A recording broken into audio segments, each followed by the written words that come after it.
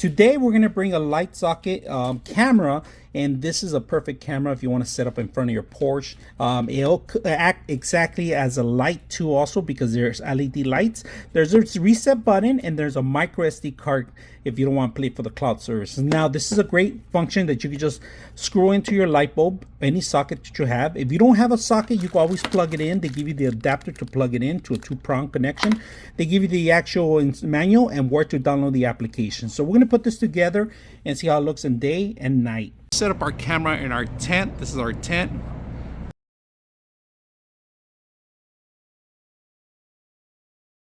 All right, this is a test. We're testing out the camera in the day, so we're going to come back at night, see how it looks at night.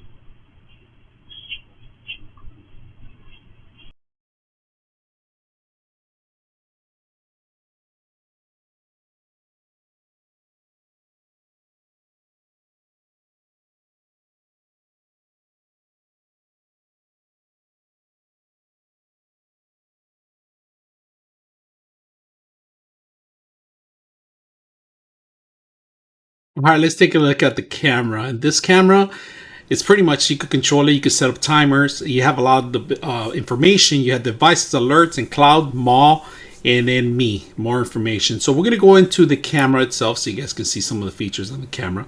You got alerts, all right? You got replay, console, positions. That means that you could, this camera can remember certain spots, all right? So it could, if you hit spot number 1, it will automatically go on spot number 1, number 2, light on and off, siren, talk, that means two-way mode. And right now we're going to go in console so you guys can see how easy it is. So I'm going to move to the right. So you have certain degrees that you can see, but if you guys can see, I'm actually moving the camera all around, and I could tell the camera to remember positions in here.